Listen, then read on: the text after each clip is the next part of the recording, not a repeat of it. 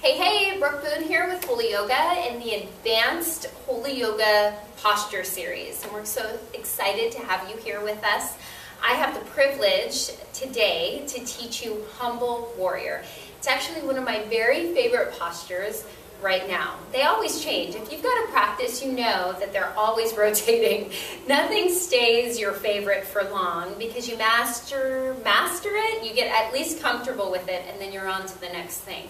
So for me, in my own practice, Humble Warrior has always been a little challenging, but in particular right now, it tends to be. All right, so I'm going to show it to you from both ways. Okay, so it's Warrior 1 footing, Warrior 2 footing, really. It's actually, I'm sorry, Warrior 1. So your hips in Warrior 1 face the front of your mat, as opposed to Warrior 2 being the side of your mat. So Warrior 1 hips in Humble Warrior means that this back hip is rotating toward the front of the mat. So it is Warrior 1 hip placement, but you can enter it from Warrior 1 or Warrior 2. So you can Warrior 2 and then transition in terms of your flow into a Warrior 1. So you want to make sure that you've got that nice bend in the front leg. If you are, in any warrior, this has to be a 90-degree angle. And what's fascinating oftentimes is that the knee may bend, but the hip on the front side will lift up. And that really contracts the back hip. So as you bend your front knee, drop your front hip a little bit, and that'll open up some space in your back hip. Okay? So Humble Warrior, a couple of different variations. You can take your hands behind your back, interlace them down by your tailbone. And I like to get some nice straight arms with it. Turn my chest towards the front of my mat so my shoulders will mirror my hips here. So nice big inhale, nice and long through the crown, and then just simply float your chest over your front thigh.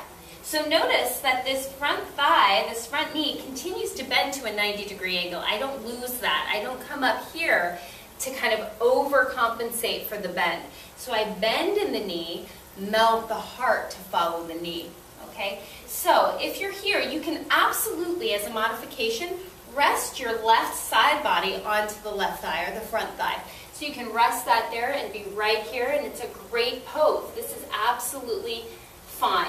If you'd like more, you can bring that front shoulder to the interior of the front thigh and allow then your hands to wrap up and over your head. So here's another hand variation here for you. You can rest your hands here.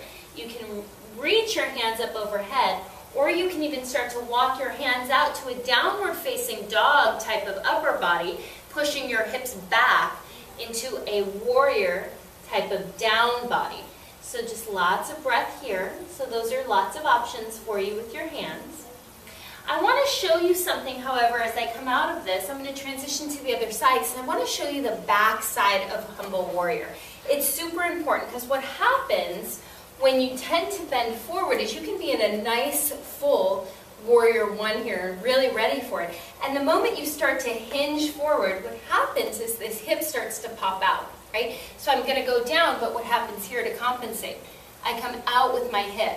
The idea with this hip is to come in line with the knee, bend the knee a little bit deeper, keep blading through the outer edge of the back foot to keep the buoyancy in the hips. So that it's easier to come out here and bend forward. The correct way of doing it is to pull the hip in line with the knee and bend forward from that. So when practicing Humble Warrior, you just want to be really conscious of this front hip. It'll tend to swing out in order to get you into the pose. It's okay to get there, but then really train the hip to come back in line. I hope this blesses you. I hope it inspires your practice and deepens it. We want to see your progress. We want you to be in community with us, even on your own individual mats and wherever you are in the world. We want to see what you're doing. So please connect in with us. See pictures and posts, so please continue to feed back into the community. We're excited to see what you're doing. Have a great day.